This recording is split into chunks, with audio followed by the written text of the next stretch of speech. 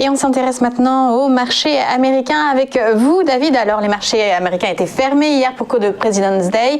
La semaine va donc commencer cet après-midi. En attendant, on va regarder les valeurs qui ont performé peut-être la semaine dernière. Exactement, déjà les indices. Donc, on a pu voir que en ce début de semaine, les indices sont très peu volatiles. Par exemple, le Nasdaq perd ce matin 0,07% à 13 866 points. On voit qu'on est en train d'arriver sur les 14 000 points sur le Nasdaq. Donc, on aura plus que doublé depuis les plus bas du Covid 2019. On était arrivé à un plus bas vers les 7 000 points. On a fait rebondir à partir de ces niveaux-là.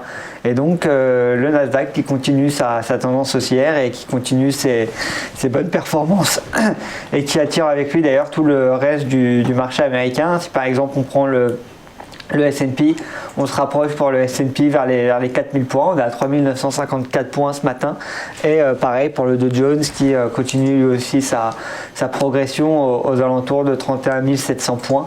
Donc on voit des indices qui continuent leur bonne performance, qui ont été boostés d'ailleurs la semaine dernière par des bons résultats d'entreprise. On est en pleine période de résultats d'entreprise et il y a beaucoup d'entreprises qui ont communiqué des résultats assez impressionnants. On peut penser notamment à Apple ou à Amazon. Et on a d'autres sociétés aussi qui ont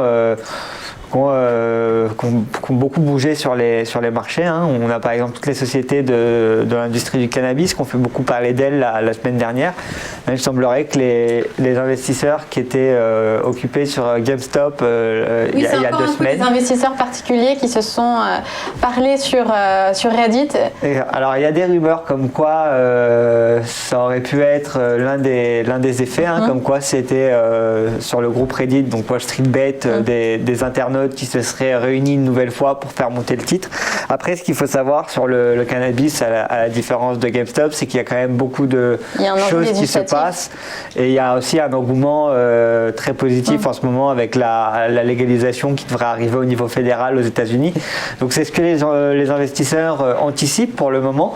On a aussi une grosse fusion qui devrait se passer dans l'industrie entre Tilray et Aphria, qui sont 2 grosses compagnies, qui permettraient en fait à la fusion des deux de devenir la plus grosse société du secteur du cannabis. Pour le moment, c'est Canopy Growth, mais ça devrait changer si la fusion se fait. Et donc, on a eu des cours qui ont fortement évolué. Là, on le voit sur le graphique. On est passé aux alentours de $20 en début de semaine, vers le début du mois, vers le début février. Puis on est monté à plus de $60. On a tapé par exemple sur Tilray à plus haut à $63.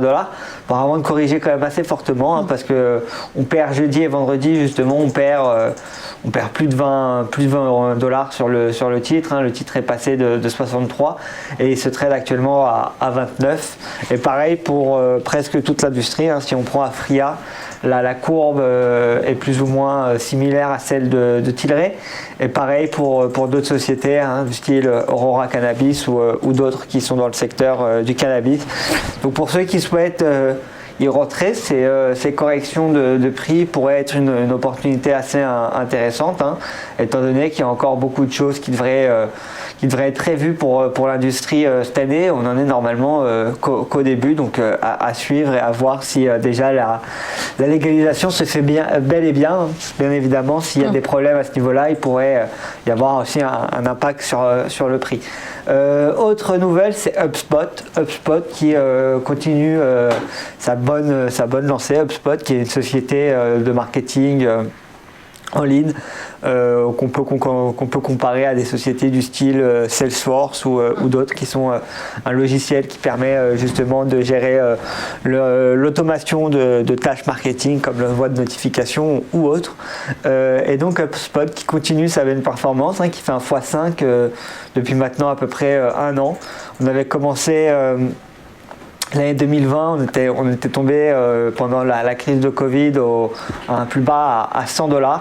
Et depuis ces plus bas, le cours qui fait que monter et qui aujourd'hui dépasse les $500 à $500 et qui d'ailleurs les analystes ont augmenté leur objectif de prix avec hier plusieurs analystes, hein, notamment des analystes de Morgan Stanley ou de Raymond James, qui ont augmenté leur objectif de prix. Par exemple, pour Morgan Stanley, l'objectif de prix passe à 567 $ sur le cours, et pour Brian Peterson, analyste chez Raymond James, l'objectif de prix passe à 726 $. Donc on voit qu'il y a encore quand même 50% d'éventuelles hausses sur le titre. Donc en tout cas les analystes qui recommandent un achat fort sur l'action, et une action qui continue sa bonne performance.